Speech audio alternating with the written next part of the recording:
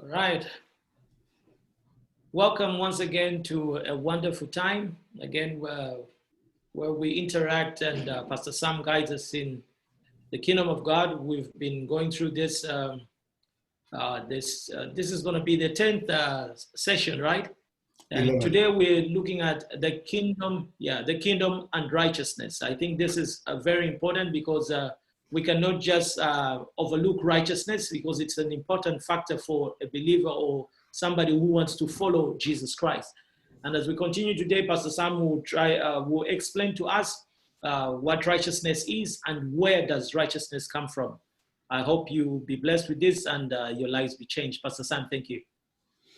Good morning. Thank you, Carlos, and good morning to our people that are listening and watching and so on. This is a talk I think that's so needed in the church. People on one hand think, as far as righteousness is concerned, they have to conjure it up, they have to make it up, and they find it difficult and they get frustrated and walk away. Yeah. And then the others say, well, I don't think we're supposed to be, perfect. When we get there, we'll be okay. In the meantime, we'll do the best we can. I'm not sure if that is acceptable, but that's what we want to see. Exactly. Yeah. So let's take a text for starters. In Matthew 5, chapter 5, 6, and 7, we have what has been called the Sermon on the Mount. The Sermon on the Mount. Sermon on the Mountain. And he gave his view or interpretation of the law. Mm-hmm. And the law of the Lord is very important. It's his word, and it must be kept. So we have been called to keep the law, but yet we know the Old Testament people were not able to keep it, and that's why Jesus came, and so he met the requirements of the law in every way, and then he's calling us as his people, and so then it begs a question. Now what? If he did it, so I will just walk in his grace and it'll all be fine. Exactly. Yeah. So that's the question. So let's look at these texts, a few of them. First of all, this one text found in Matthew, which kind of summarizes his talk to a point. It's found in Matthew 5, verse 20. And just before that, let me read that. Look at verse 17, Matthew 5:17. Do not think that I came to destroy the law or the prophets. I did not come to destroy, but to fulfill. For assuredly, I say to you, till heaven and earth pass away, one jot or one tittle will by no means pass from the law till all is fulfilled. Then it says, whoever therefore breaks one of the least of these commandments and teaches men so shall be called least in the kingdom of heaven. But whoever does and teaches them, he shall be called great in the kingdom. Now, but here's the text. For I say to you that unless your righteousness exceeds the righteousness of the Scribes and Pharisees, you will by no means enter the kingdom of heaven.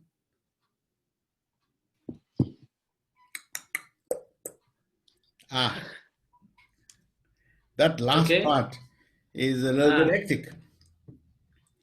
And of course, it was even hectic for the disciples. He says, what he's saying is that, hey, the teachers of the law, these guys, the Pharisees and the scribes were like the professors of today. the professors of that day. They were Yeah. scholars. They were really serious scholars, and they would interpret the law, and they would try to fulfill the law. They will try to answer, what exactly is called work. Say, for example, it's the Sabbath day. What constitutes work? What does not constitute work? And they would go into a lot of silliness, almost silliness, but they were trying their very best. Their mindset was to meet the law, to try and fulfill the law as they knew it, as they found it to be. So they tried, and they would teach it. The Pharisees, of course, learned all of this, and they would have to live it out. They were like the disciples of the scribes. The Pharisees had to live out these things that are being taught. And yeah, Jesus is saying, he says, whoever breaks one of the least of these, and I would imagine that's why they were so strict, because everybody was breaking these things left, right, and center. Yeah. Yet at the same time, these guys were very, very focused on the righteousness that's found in the law, and trying to fulfill the law. Their lives were exemplary in many ways, externally to the people. They lived very exemplary lives. They tried their very best. Now, Jesus is saying, talking to his disciples, and he's trying to bring what we see here is the life of the kingdom, the way the kingdom is operating. I'm bringing you the kingdom, the power of the future, the life of the future. The people that are part of the kingdom are going to have to be like this. So this whole thing, 5, 6, and 7, is about the people of the kingdom, is describing what kind of people would be part of the kingdom. What kind of people how would they live their lives? How are they, what are they becoming? Who are they becoming? Questions like, does Christian character matter? Yes, of course it does matter. So why does it matter? Because we're going to one of these days go home, we're not perfect. Yeah, all those answers and questions are not relevant. What is relevant is what Jesus is saying.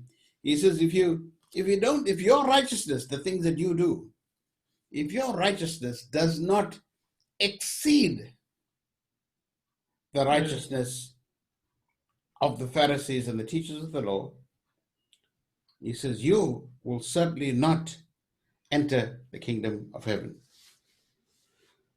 So we have a challenge. And some with the same challenge of trying to meet up the stakes, because I think if we read about the Pharisees, they were people of the book. Like they were, like you said, they were like professors of today. They were high scholars, and they lived in a certain manner, like you could see it from outside. Yeah. And they portrayed a certain life. And now, as believers, as Christians, we want to live a certain life that is up to the standard of righteousness as we perceive in a right manner. But I think it's in the borders of trying to define what that is, that people swing from side to side. What do you think that should be? How, like we talk about Christian character, we talk about the godly living, because also there is culture. So how do we get to that? Yeah, so Jesus is bringing the kingdom, and we are also, in one sense, bringing the kingdom and trying to explain what the kingdom is all about. And we understood thus far that the kingdom has already come, but it's come in microcosm, in a small way, but it will be completed when he comes again. But that doesn't mean that we go and hide somewhere and wait for that event to happen. No. Yeah. Today, that when the kingdom is present in this present evil age, we are called to live out that which God has worked in. Mhm. So, so he's asking them to be better than the teachers of the law.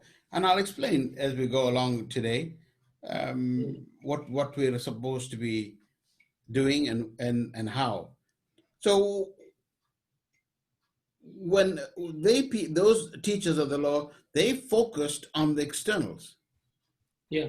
But what Jesus was trying to say is that we needed our hearts changed.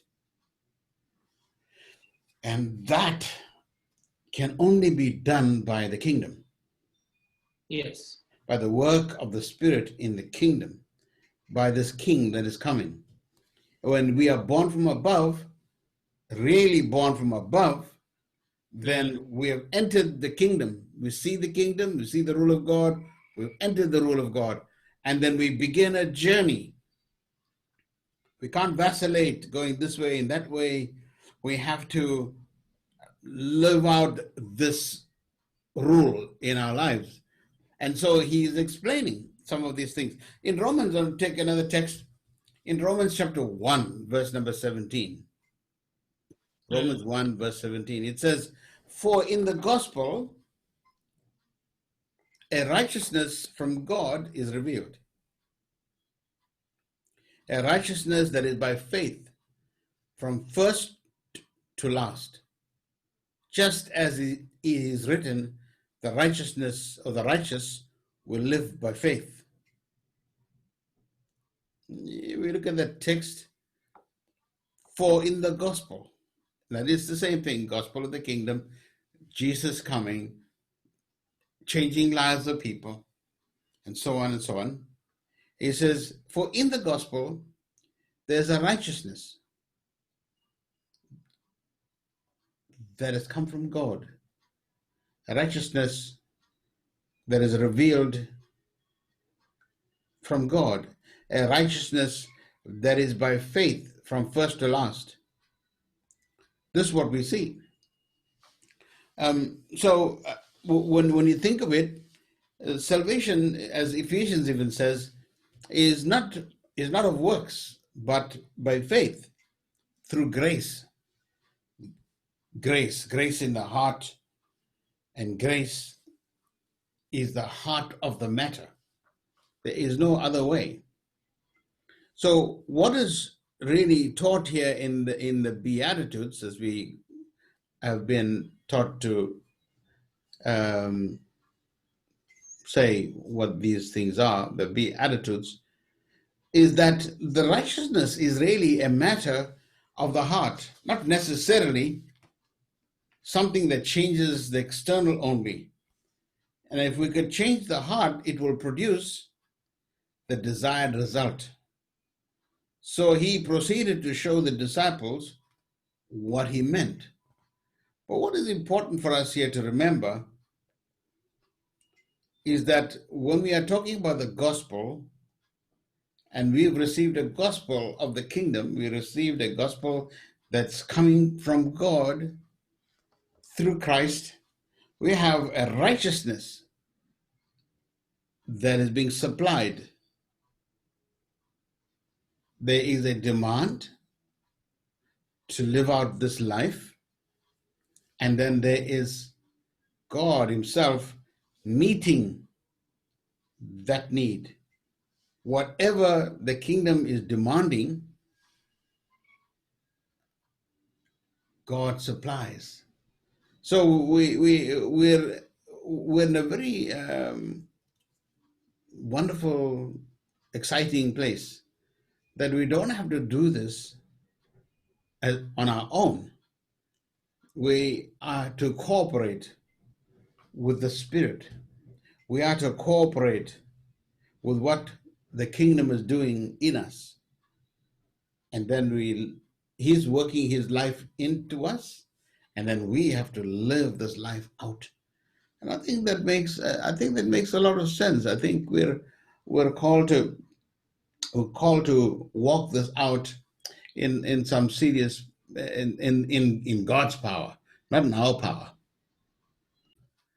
So we have in in Romans chapter 1, verse 17, there's a righteousness that comes from God. Mhm. This is not something that you and I can conjure up. This righteousness has come with the kingdom. The kingdom, the rule of God, has brought that to us. We are earthlings, human beings that are fickle, weak, and the Lord, by His grace, saves us. We are born of the Spirit, and the life of the kingdom has begun. Eternal life has begun. And the Spirit of the Lord is now not going to leave us to walk and work and do as you and I would think. He gave us His word, yes. He gave us His word to kind of align ourselves. Mhm. But He also writes His word in us by the Spirit. Now, whatever the kingdom is demanding, live like this, do that, walk like this, whatever the kingdom is demanding, God provides it.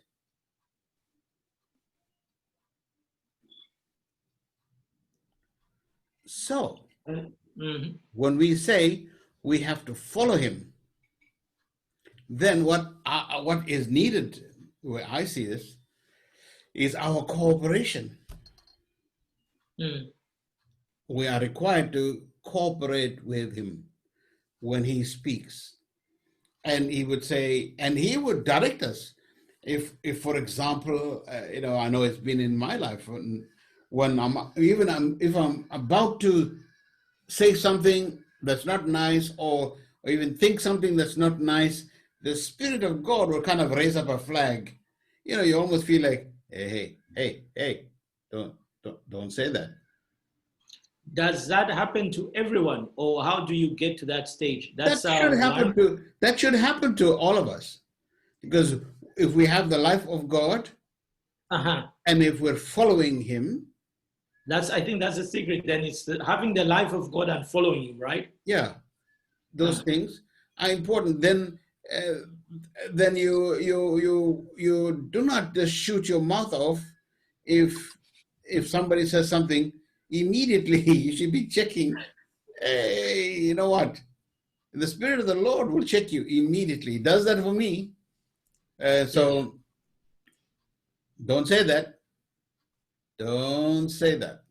So I Don't have think that. to, step back. And sometimes when I just, insist on saying what I must say, then I don't feel good about it at all after that. Because now I have to repent of it. Yeah. Sorry about that, and all of that stuff. Now, but you see, this is not your life. You are dead, and you've been dead to God before. Now you're alive to God. When you were dead to God, you were alive to the sin, Oh, yeah. right?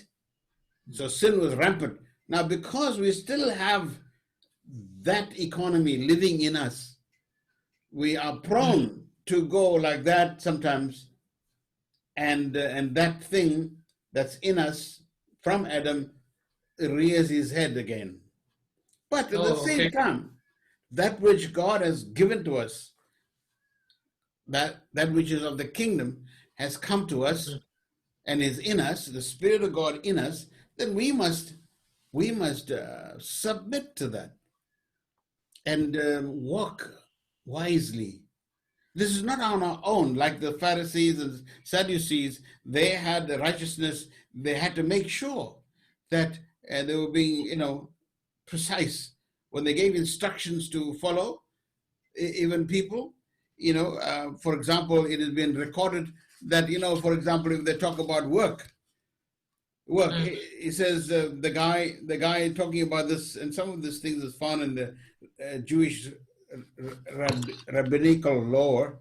He says on the Sabbath, one of his chickens, the man keeps chickens. On the Sabbath, one of his chickens lays an egg. on the Sabbath?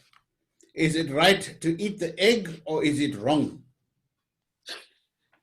I know that sounds like, hey, come on, man, get with it. Yeah. But for them, they didn't have the Spirit. They needed to make sure, because they knew if they don't keep the law, they're dead. They knew it. So they have to define it and all kinds of laws. So is it right to eat the egg or not? Is work involved or not? Mm-hmm.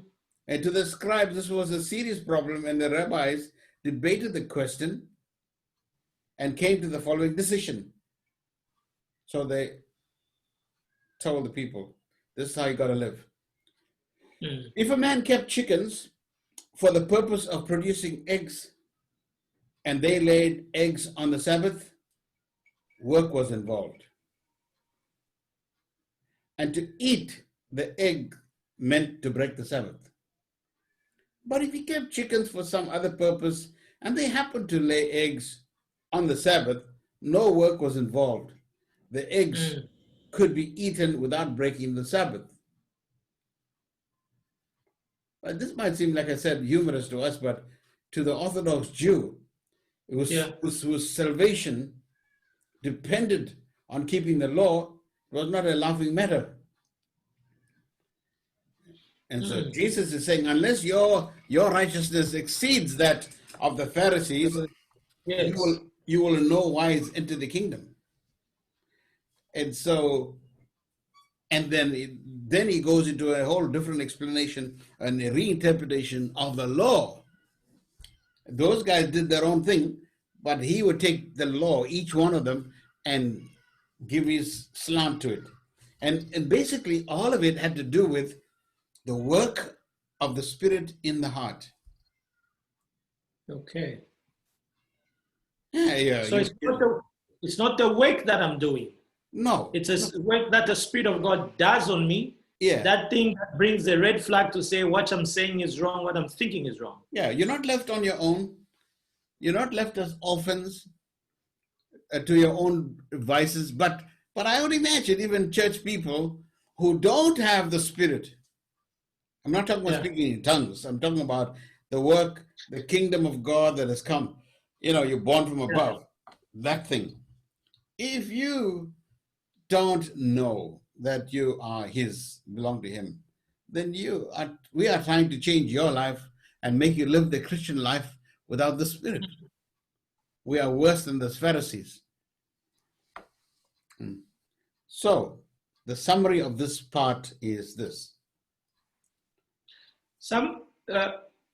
Finish your summary. I have a question. Finish your summary. Whatever the kingdom is demanding, God provides. Okay. Whatever is being asked of you, because it's not fair if God is asking you to do something that you can't do. He's asking you to do it with his strength and his help. That's learning to be a disciple. That's learning to follow him. Right, your question? You just answered it in the summary. Because I just wanted to find out, it's okay, whatever we need, how do we get to that level? So now I am excited because you have mentioned this. Or let me put it this way: say, if we're teaching people to follow without the Spirit of God, then they will never go anywhere. But again, the answer comes whatever we need, because there are certain things that are pushing us to get something, or we need something, and we want to go out and look for those things. But yes, like you said, it will be unfair for him to place demands without provision. Right. Thank you. Right. So you're not left alone. You have a God that is with you and is living in you, Amen. and working this out through you. When I talk about this, I talk about there's only one Christian in the entire world, whole universe, one Christian, and his name is Jesus. what is doing this Jesus is wanting to live the Christian life through you, through each one of us. Yes, sir. So what would be needed on our part then is our cooperation. Okay.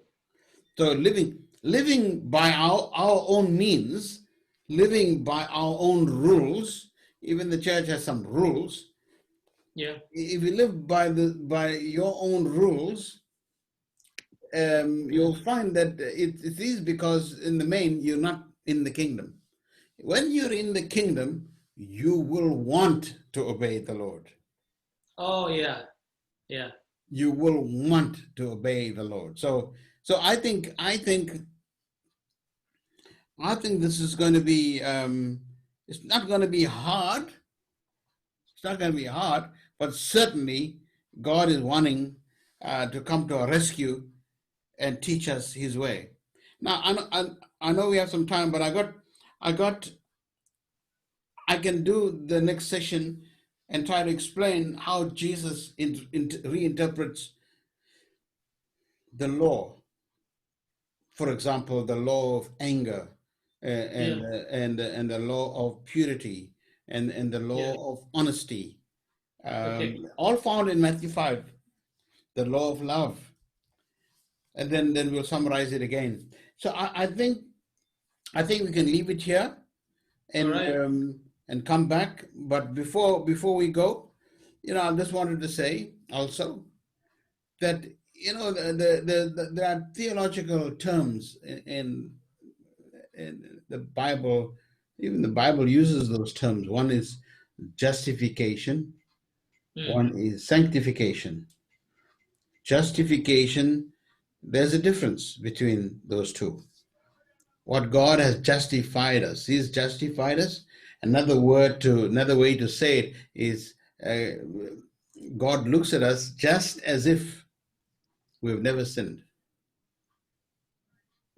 Justification, where we have been justified before God, not on our own merit, but on the merits of the work of Jesus. Now, this business of sanctification, which we are talking about, again, as in justification, it's not a work that you and I did.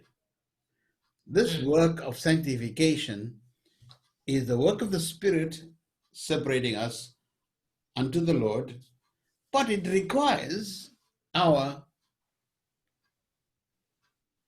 cooperation. It requires our submission. We can't just walk anyhow we feel. I remember when I first came to the Lord, it took, I always told people when they asked me, how did your salvation happen? I'll say, gradually, gradually. That's the word I used. And I didn't realize theologically that it's sound, actually, very sound. Because I was sinning a lot yesterday, even as a Christian. I was sinning a lot yesterday. Today, I'm sinning less. And tomorrow, I believe I'll sin even less. So, and this progress that I'm making in the Spirit, it's got nothing to do with whether I'm going to get saved or not. It's got to do with everything about how I am growing in the Lord and following Him. So, I realize that tomorrow I will sin, maybe not in the same way, but certainly when it comes to that place, whatever the kingdom is demanding, He will provide. God will help me say, look, that is nonsense. Don't do that. There was a time in my life where I would get away with this. Yeah. Then later on, you'd find, no, I can't get away with that. He would not let me get away with it. Stop that, But I can't therefore take what God is doing with my life and put it on somebody else and say, you would have to do this too. You see, Yeah, this is an individual walk, you and the Lord. It's not a corporate walk, it's an individual walk, you and the Awesome. Lord. Yeah. Yeah. And so when we put things on other people, it's like driving on the freeway. Freeway. Yeah. In our country, it's 120 k's per hour. Yeah. If a guy travels less than 40, he has to keep on the left side of the road so others can Yeah. overtake him. But if he's Yeah. right in the middle on the right side where the fast lane is and driving at 40, and he's going to irritate a whole lot of people. They're going to come by and hoot at him and turn and overtake him on the left and, show signs to him that he might not like, because he's on the wrong side of the road. I mean, going Yeah. so slow. He's going the same way, but he's got, he's on a different speed. So too people on this highway walking with the Lord, going the same direction, but they're all at various speeds and at various points. You can't say to them, hey, make it fast. You must catch up. There's Jesus, he's gone, we gotta go. Yeah, not everybody is ready, to take care of things like you. So there are things that God, for me, I know I don't get away with a lot of things now. He doesn't let me get away with a lot of things, and I can't just get up and go and do what I want. You know what I mean? Now I can't do it. Yeah. though I'd like to, and I think I can. Not talking about sin. I'm talking about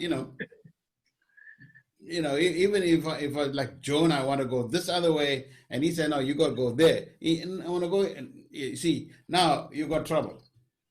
Nothing wrong with Jonah. Jonah is a good man, right? Yeah. It's a godly man. But he too can disobey the Lord. Now, God wanted Jonah. He was the guy. God's not going to give it to somebody else. You want him to do it.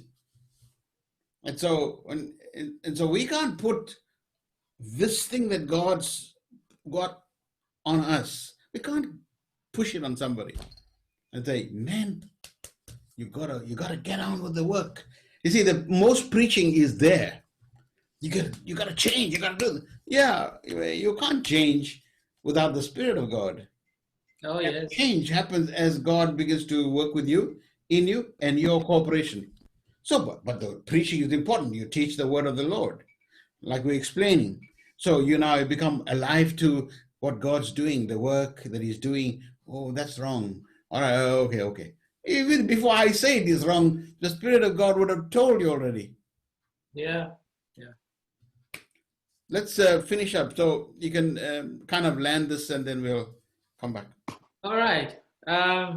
Friends, this is just so awesome. I would encourage you to watch this over and over again until it sinks in.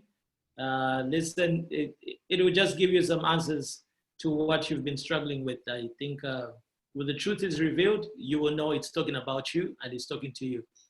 We'll continue next time. God bless. Right.